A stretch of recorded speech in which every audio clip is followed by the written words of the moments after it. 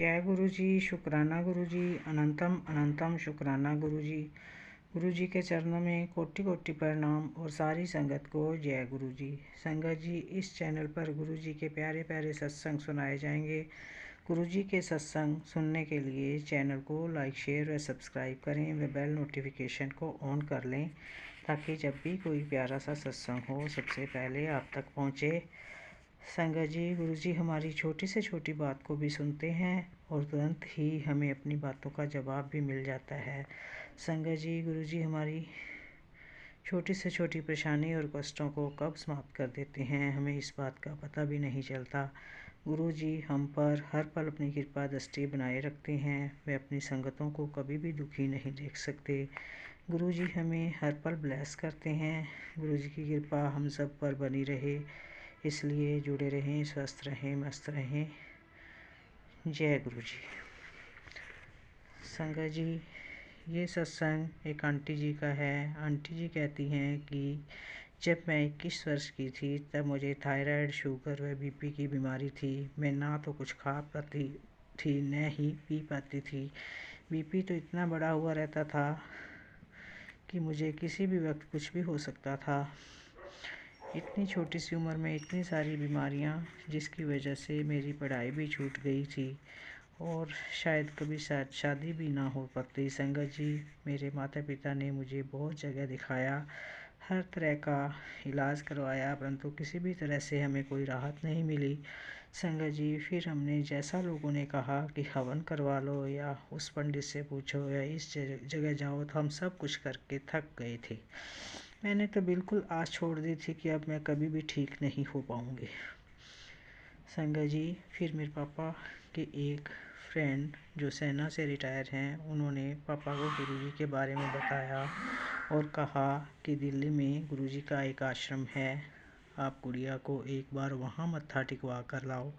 संगत जी, मेरे mummy papa तुरंत बड़े मंदिर जाने के लिए तैयार हो गए और हम सब मेरे पापा के फ्रेंड के साथ बड़े मंदिर गए। रास्ते में मेरे पापा अपने फ्रेंड से गुरुजी के बारे में पूछते गए और वो अंकल गुरुजी के बारे में मेरे पापा को बताते रहे। अंकल ने बताया कि उनके बेटे बहू को कोई संतान नहीं थी, जो गुरुजी की कृपा से 2 बेटे ब्लेस हुए हैं। संगत जी, बातें करते करते हम बड़े मंदिर पहुंच गए।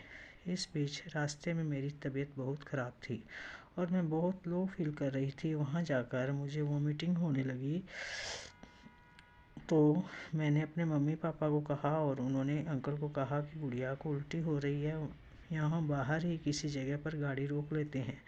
संगत जी, जैसे ही हम बाहर गाड़ी रोक कर खड़े हुए तो एक सेवादार अंकल बहुत ही रूड आवाज़ में वहाँ आकर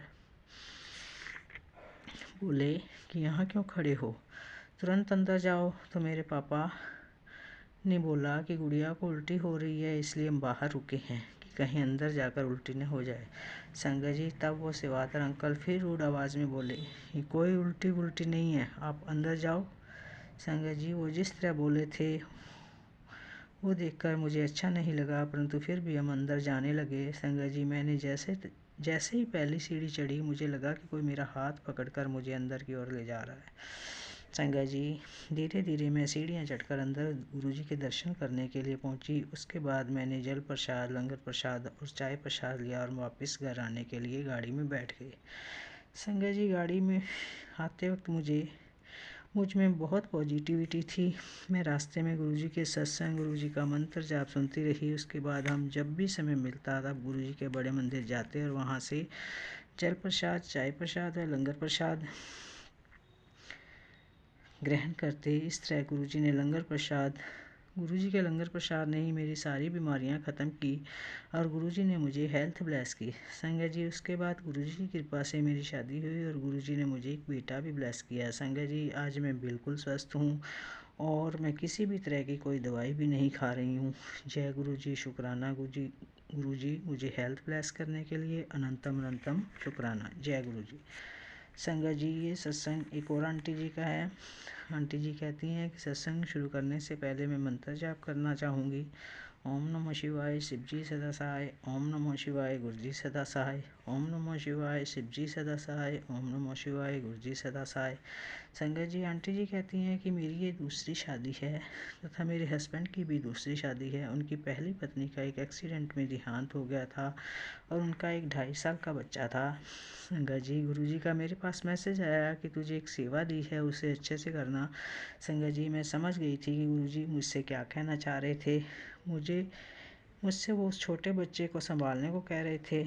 संगत जी, मैंने उस बच्चे का बहुत अच्छे से ख्याल रखा। कभी ऐसा लगा ही नहीं कि मेरा वो सौतेला बेटा है। हमने उसे हमेशा सगे बेटे की तरह प्यार किया। वो जब भी मेरे साथ मेरे पीहर में आता तो वहाँ भी वह हफ्ता हफ्ता रुक कर जाता। वहाँ से भी उसे बहुत प्यार मिलता था और वो भी मुझसे प्यार करता था अपनी माँ की ही तरह। संगत जी, अब मेरे पास भी एक और बेटा हुआ। तो संगत जी, जब मेरा बेटा 19 साल का हो गया, मेरी सास व नंद ने उसे मुझसे दूर करना शुरू कर दिया। उसके दिमाग में न जाने क्या क्या बातें डाल दी थी कि वो मुझसे और मेरे बेटे को अपना दुश्मन समझने लगा। एक बार संगत जी, मैं घर पर नहीं थी तो दोनों भाई किसी बात पर लड़ पड़े। तो छोटे वाले बेटे ने बड़े के थोड़ा सा चपत लगा दिया। तब संगत जी, मेरे बड़े बेटे ने उससे बदला लेने के लिए अपने दोस्त से चलती स्कूटी से मेरे बेटे को ज़ोर से तमाचा मारने को कहा। मेरे बेटे के बहुत ज़ोर से लगा और मेरा बेटा कहता कि मैं काफ़ी देर तक सिर पकड़कर बैठा रहा। संगत जी, गुरुजी मुझे सपने में दिखाया कि हमारे फ्लैट का जो ताला है उसकी चाबी किसी और के पास भी है, इसलिए तुम यहाँ सेफ नहीं हो। तो संगत जी, मैंने दूसरा ताला खरीदा और उससे मेन गेट बंद करके सोने लगी। संगत जी, एक दिन मेरा छोटा बेटा ड्रॉर की सफाई कर रहा था तो उसे एक नई चाबी मिली जो बिल्कुल वैसी ही थी जैसे मैंने दूसरे ताले में लगाई हुई थी। तब मुझे समझ आया कि ये डुप्लीकेट चाबी भी इसने हमें नुकसान पहुंचाने के लिए ही बनवाई है। संगत जी, एक दिन मेरा छोटा बेटा स्कूल से वापस ऑटो रिक्शा में खुद ही घर आ रहा था तो मेरे बड़े बेटे के एक दोस्त ने मेरे बेटे का गला पकड़कर उसे ज़ोर ज़ोर से पीटना शुरू कर दिया।